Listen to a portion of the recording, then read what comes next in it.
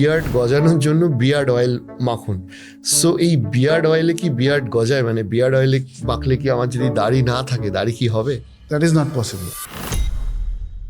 এই regular hair transplant আর painless hair transplant, এই দুটোর মধ্যে তফাৎ কি? সাধারণত হেয়ার ট্রান্সপ্লান্ট খুব বেশি পেইনফুল প্রসিজিয়ার নয় ইন ইন জেনারেল। তো পেইনলেসটা আরোই পেইন নেই।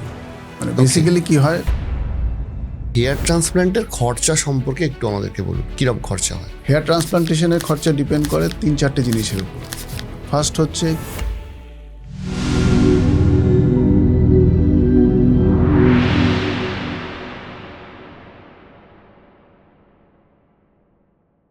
এবার আসছি the most important part of the hair transplant. অনেকেই ভাবেন খরচা। অনেকেরই ধারণার মধ্যে আছে যে হেয়ার ট্রান্সপ্লান্টের খরচাটা ব্যাপক, বা সেটা সত্যি বহু মধ্যবিত্ত ছেলেমেয়ের পক্ষে বিয়ার করাটা হয়তো অনেক সময় কঠিন হয়ে যায়। আপনি হেয়ার ট্রান্সপ্লান্টের খরচা সম্পর্কে একটু আমাদেরকে বলুন, কিরকম খরচা হয়? তো হেয়ার ট্রান্সপ্লান্টেশন খরচা হচ্ছে, হেয়ার ট্রান্সপ্লান্টেশনটা একটা গাড়ি কেনার মতন। যেমন বিভিন্ন গাড়ি বিভিন্ন দাম হয়, হেয়ার ট্রান্সপ্লান্টেশন খরচাও ভ্যারি করে। হেয়ার ট্রান্সপ্লান্টেশনের খরচা ডিপেন্ড করে 3-4টে জিনিসের উপর। ফার্স্ট হচ্ছে কি, আমি আপনার কত গ্রাফট আমরা ইমপ্ল্যান্ট করছি আপনাকে, তার উপরে কস্ট ডিপেন্ড করে। তারপর ডিপেন্ড করছে আপনার কোন সার্জনের এক্সপিরিয়েন্স, সার্জনের কোয়ালিটির উপর ডিপেন্ড করে। তারপর আপনাকে ডিপেন্ড করছে হচ্ছে আপনার যে অ্যাম্বিয়েন্সে, যেই ইনফ্রাস্ট্রাকচারে যে টেকনোলজি ব্যবহার করা হচ্ছে, যত অ্যাডভান্স টেকনোলজি হবে তত প্রিমিয়াম কস্ট হবে, অ্যান্ড আফটার কেয়ার মেনটেনেন্স। তো এটার মধ্যে একটা অ্যাডভান্টেজ হচ্ছে এখন ইএমআই ফ্যাসিলিটি চলে এসছে। তো ইভেন অনেক মধ্যবিত্তরা এখন হেয়ার ট্রান্সপ্লান্টেশন আমি যদি করাতে পারছে। ওভারঅল জিজ্ঞেস করি, যদিও এটা একদমই সময়ের ব্যাপার, হয়তো 1-2 বছর বাদে মানুষ দেখলে তাকে একটু ডেট অ্যান্ড টাইম অফ আপলোডটা দেখে নিতে হবে। মোটামুটি আজকে 2026 সালে দাঁড়িয়ে পার গ্রাফট কস্টিং কীরকম হয়, তাহলে যদি আমি 4,000 গ্রাফট বা 3,000 গ্রাফট অন্তত ধরি, তাহলে আমরা একটা অ্যাভারেজিং টোটাল কস্ট ধরতে পারবো। তো কস্টিংটা ডিপেন্ড করে অ্যাজ আই সেড ক্যাটাগরির উপরে। ওকে, আজকে মার্কেট স্ট্যান্ডার্ডে যদি দেখেন, কলকাতার বুকে যদি আমি প্রাইসিং করি, প্রিমিয়াম ডক্টর যারা ইন্ডিভিজুয়াল ডক্টর হিসেবে প্র্যাকটিস করছেন, যাদের নাম আছে বা রেপুটেশন আছে, তাদের ক্ষেত্রে ইউজুয়ালি স্ট্যান্ডার্ড হচ্ছে অ্যারাউন্ড 80 to 100 রুপিস বা 120 রুপিস পার ফলিকল চার্জ করে তারা। আবার কিছু কিছু লো লেভেল ক্লিনিকও আছে যেখানে আপনি 10 টাকা 15 টাকা গ্রাফটও পাবেন উইথ সাবস্ট্যান্ডার্ড কোয়ালিটি, যেখানে কোনো স্ট্যান্ডার্ড বা সেই জিনিসটা নেই। আর আমাদের as per our chain of clinics আমরা চার্জ করি, আমাদের দুটো ক্যাটাগরি অফ ট্রান্সপ্লান্টেশন হয়। আচ্ছা, একটা হচ্ছে আপনার রেগুলার HGFE হেয়ার ট্রান্সপ্লান্টেশন, আরেকটা হচ্ছে পেইনলেস FE হেয়ার ট্রান্সপ্লান্টেশন। ওকে। তো এটার মধ্যে আমরা 40 টাকা হচ্ছে রেগুলার FE চার্জ করি পার গ্রাফট, আর পেইনলেসটা আমরা চার্জ করি 50 রুপিস পার গ্রাফট। এবার আপনি এটা আমাকে বোঝান, সেটা হচ্ছে এই যে রেগুলার ট্রান্সপ্লান্ট আর আপনি আরেকটা কি বললেন, পেইনলেস ট্রান্সপ্লান্ট। এই রেগুলার হেয়ার ট্রান্সপ্লান্ট আর পেইনলেস হেয়ার ট্রান্সপ্লান্ট, এই দুটোর মধ্যে তফাৎ কি? মানে আমি প্রশ্নটা ঘুরিয়ে দিলাম। আমি পরের প্রশ্নটা আপনাকে জিজ্ঞাসা করতে চাইছিলাম যে হেয়ার ট্রান্সপ্লান্ট কতটা পেইনফুল, সেটার বদলে যখন আপনি এই অপশনটা বললেন, এটাই আপনি বুঝুন। তো পেইনলেস মানেই তো পেইনলেস, ব্যথা ছাড়া। সাধারণত হেয়ার ট্রান্সপ্লান্ট খুব বেশি পেইনফুল প্রসিজিয়ার নয় ইন জেনারেল। তো পেইনলেসটা আরোই পেইন নেই। মানে বেসিক্যালি কি হয়, ট্রান্সপ্লান্টেশন আমি ফার্স্টে একটা করেই আসি, আমার মনে হয় নাহলে আমরা গুলিয়ে ফেলবো। সেটা হচ্ছে ফার্স্টে আমাকে বলুন, এই যে রেগুলার হেয়ার ট্রান্সপ্লান্ট আছে, এইটার কি প্রসিডিওর রয়েছে আর এটা ইন জেনারেল কতটা পেইনফুল, তারপরে আমি আপনার পেইনলেসটায় আসবো। আমি রেগুলার ট্রান্সপ্লান্টেশনের কথাই বলছি। যখন এটা সব থেকে বেশি কমন কোশ্চেন, যখন ক্লায়েন্ট আমাদের কাছে কনসালটেশন করতে আসে যে স্যার কতটা লাগবে, হ্যাঁ কতটা ব্যথা হবে। তো একটা কথা এটাও বলছি, যখন প্রসিজারটা হয়ে যাওয়ার পর আমাদের ক্লায়েন্টরা বলে, ডাক্তারবাবু এইটুকু ব্যথা হলো, আমি তো ভেবেছিলাম অনেক ব্যথা হবে। তো সেরকমই, মানে ইটস ভেরি লেস পেইনফুলটা কখন হবে? দেখুন, এটা তো লোকাল অ্যানাস্থেশিয়াতে সার্জারিটা করা হয়। তো যখন অ্যানাস্থেশিয়া ইনজেকশনটা দেওয়া হয় তখন যেটুকু ব্যথা সেই, কারণ অ্যানাস্থেশিয়া লোকাল হয়ে যাওয়ার পরে তখন যে ক্লায়েন্ট যখন তার সার্জারি হচ্ছে, সে তো জেগে থাকে, সে অনেকে মোবাইল দেখে, অনেকে গান শোনে, মোবাইল দেখতে অনেকে গল্প করে, ওদিকে হেয়ারের কাজ চলছে, অনেকে গল্প করে, এদিকে সব হয়, মানে সেটা কোনো প্রবলেমই নেই। আর ট্রান্সপ্লান্টেশন হয়ে যাওয়ার পর 1-2 দিন সামান্য একটু ডিসকমফোর্ট থাকে, একটু সোয়েলিং, মাইল্ড ডিসকমফোর্ট থাকে, মাইল্ড পেইনফুল থাকে, but it is not unbearable. এইটা হচ্ছে রেগুলার ট্রান্সপ্লান্ট। আর পেইনলেস ট্রান্সপ্লান্টে কি হয়, এই যে এবার আমরা আসছি আপনার যেটা বললেন যে প্রিমিয়াম বা পেইনলেস হেয়ার ট্রান্সপ্লান্ট, এই পেইনলেস হেয়ার ট্রান্সপ্লান্টটা কি? পেইনলেস হেয়ার ট্রান্সপ্লান্টেশন যেটা বললাম, অ্যানাস্থেশিয়া দিতে গেলে যেটা ব্যথা হয়, পেইনলেস হেয়ার ট্রান্সপ্লান্টেশন এই ব্যথাটা হবে না। কারণ এটার জন্য যে টেকনোলজিটা আমরা ব্যবহার করি, এটা একটা ডিভাইস আছে, ইটস এ কম্পিউটারের সিরিঞ্জ, যেটাকে বলা হয় ডেন্টা পেন। তো এই ডেন্টা পেনটা দিয়ে ইনজেক্টটা করা হয়। তো এটা এত মাইনিউট সূক্ষ্মভাবে ইনজেকশনটা হয় যেটা আপনি ফিলই করবেন না, কোনো ইনজেকশন হয়ে গেলে you will not feel pain at all. তো it's a Okay. Technology, it's a dental pain technology, একটা টেকনোলজি। সেই টেকনোলজিতে ইনজেকশনটাই, টেকনিকটাই সে আলাদা, ওকে। বাকি প্রসেস ইজ সেম। আচ্ছা, এখানে আমি একটা জিজ্ঞেস করছি যে আপনারা যে হেয়ার ট্রান্সপ্ল্যান্ট করেন, এটা তো জেনারেলি দুটো টেকনোলজিতে হতো, এফইউটি, এফইউই। এখন আপনারা কোন টেকনোলজিটা ইউজ আমরা এফইউই। এফইউই।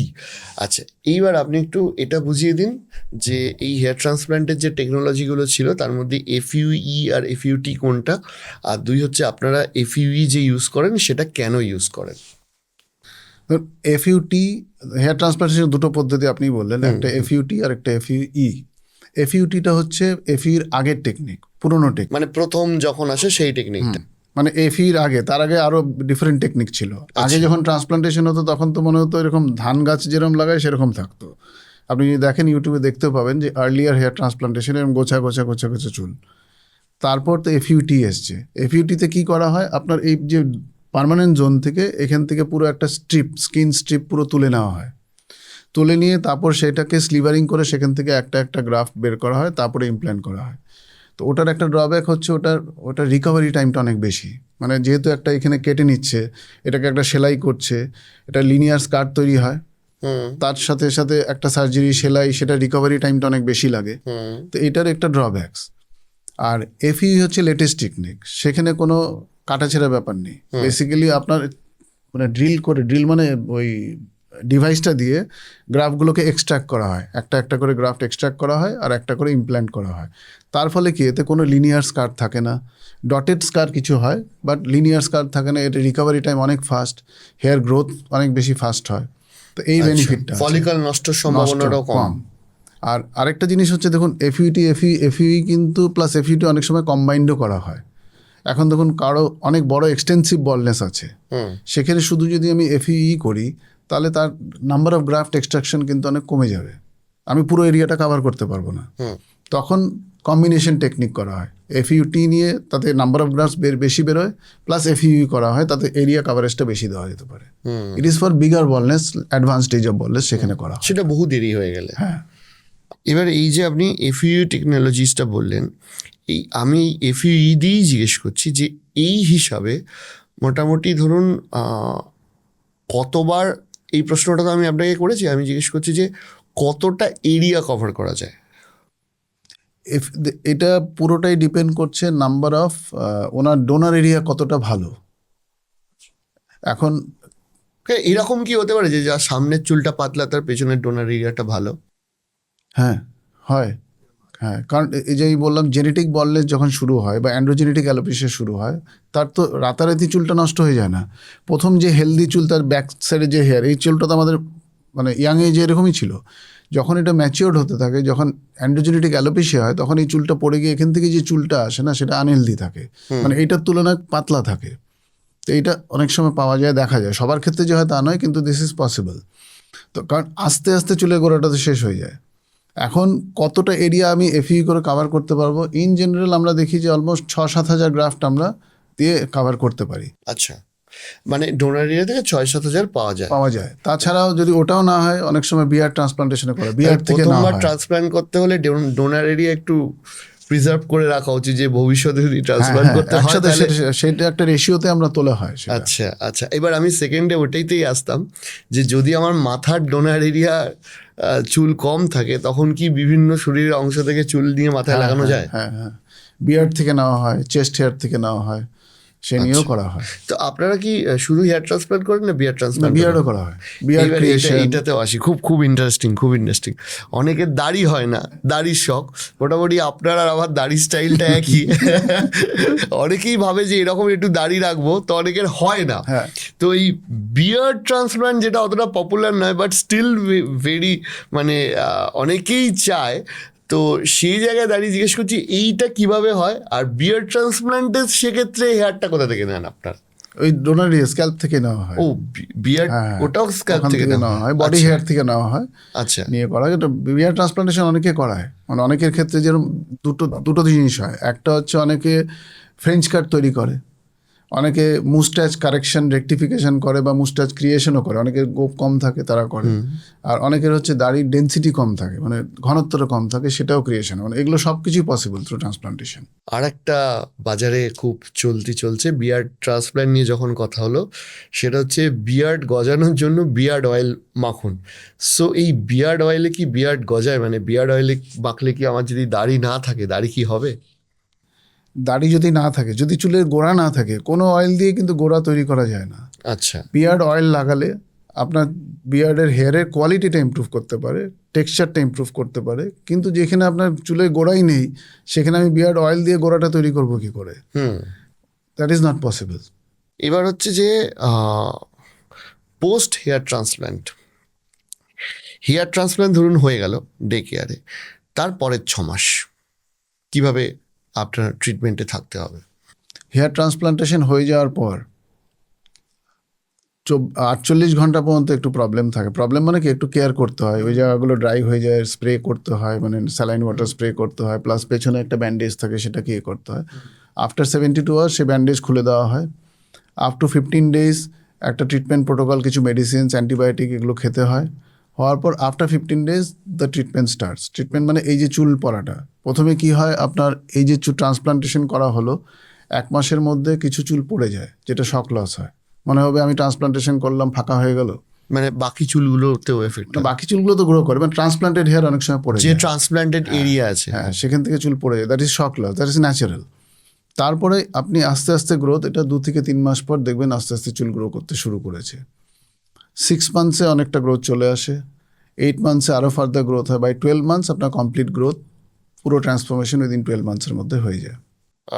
হেয়ার ট্রান্সপ্ল্যান্টের ঠিক পরে ওই যে হেয়ার গ্রাফটই বলে তো, হ্যাঁ, graft। হ্যাঁ, এই যে গ্রাফটগুলো লাগানো হয় বা গ্রাফটগুলো যে শুকিয়ে পড়ে যায়, এই সিস্টেমটা কতদিন চলে? এটা উইদিন 15 days to 1 month।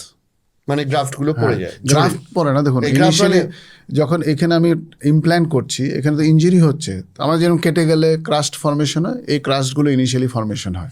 সেই ক্রাস্টগুলো আস্তে আস্তে আমরা 15 ডেজে ওয়াশ করে সেটাকে ক্লিয়ার করে দেওয়া হয়। তারপরে আপনার আস্তে আস্তে ওখান থেকে কিছু কিছু চুল, অনেক সময় পড়ে না, অনেক সময় কিছু কিছু চুল পড়ে যায়। চুলটা পড়ে, গ্রাফট পড়ে না। যে চুলটা গজিয়েছিল ওটা পড়ে? হ্যাঁ, যে চুলটা আপনার ছিল অলরেডি, কারণ আমি যখন আপনার শেভ করে গ্রাফটা ইমপ্ল্যান্ট করেছি তার মধ্যে তো চুলটা তো ছিল, সেই চুলটা অনেক সময় পড়ে যায়। তারপরে সেই গ্রাফ থেকে আবার নতুন চুল, হেলদি হেয়ার্স আবার গ্রোথ করে শুরু করে, বিকজ সেটাকে বলা হয় শক লস। সেক্ষেত্রে এই যে গ্রাফটগুলো, যে ডোনার এরিয়াটা নেওয়া হয়, সেই ডোনার এরিয়াটাও তো একটা ফাঁকা থেকে যাওয়ার সম্ভাবনা থাকে। সেই জায়গাটা কতদিনের মধ্যে ভরাট হয়ে যায়?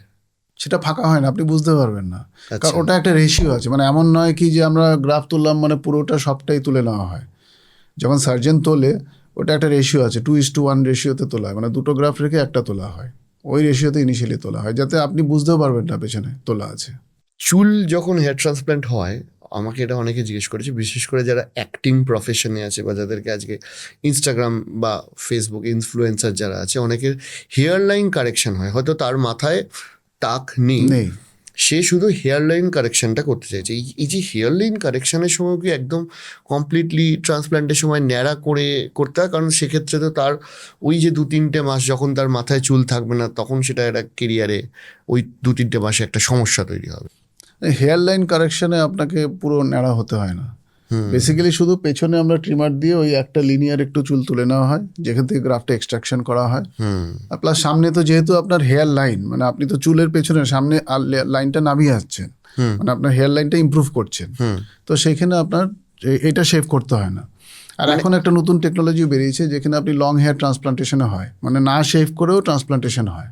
আচ্ছা, সেটা কি আপনাদের এখানে এখন হচ্ছে? আমরা এখনো শুরু করিনি, it's a more advance procedure. ফিমেলদের ক্ষেত্রে যদি তারা হেয়ার, মানে ওই সিথির জায়গাটা, ওই জায়গাটা যদি কারেকশন করতে চায় বা যদি ট্রান্সপ্ল্যান্ট করতে চায়, তাদের যে সৌন্দর্যটা বজায় রেখে কিভাবে করা যায়? ফিমেলদের দেখুন 3টে ইন্ডিকেশন সাধারণত ট্রান্সপ্লান্টেশন করা হয়। একটা যদি তার পার্টিং থিনিংটা হয়ে যায়, মানে সিথি চড়া হয়ে যায়, বা অনেকের হেয়ার লাইন পেছনে চলে যায়, বা অনেকে স্কার কন্ডিশনস থাকে স্ক্যাল্পে, এই 3টে কন্ডিশনে ট্রান্সপ্লান্টেশন সম্ভব। আর মহিলাদের ক্ষেত্রে সেই মানে চুল ন্যাড়া করতে হয় না, তাদের যেরকম বললাম পিছনে শুধু একটু ওই ট্রিমিং করে একটা প্যাচ ক্রিয়েট করা হয়, সেখান থেকে গ্রাফট এক্সট্র্যাক্ট করে এই চুলের মাঝামাঝি ওগুলো ইমপ্ল্যান্ট করে দেওয়া হয়। আচ্ছা, সেক্ষেত্রে সেটাও একদিনের মধ্যেই সম্ভব এবং সেম ডে 10-15 দিনের মধ্যে transplantation is same day procedure. এখন ধরুন কারো অনেক গ্রাফ লাগছে, মানে অনেক মেল পেশেন্ট যাদের এক্সটেন্সিভ বলনেস থাকে, পুরো টাক পড়ে গেছে, পুরো টাক, যেখানে 7-8 হাজার গ্রাফ লাগবে, সেখানে আমরা 2টো সেশনে করা হয়। ধরুন ফার্স্ট ডে তাকে 5,000 করা হলো, পরের দিন আবার নেক্সট 5,000 করা হলো বা 4,000 করা হলো।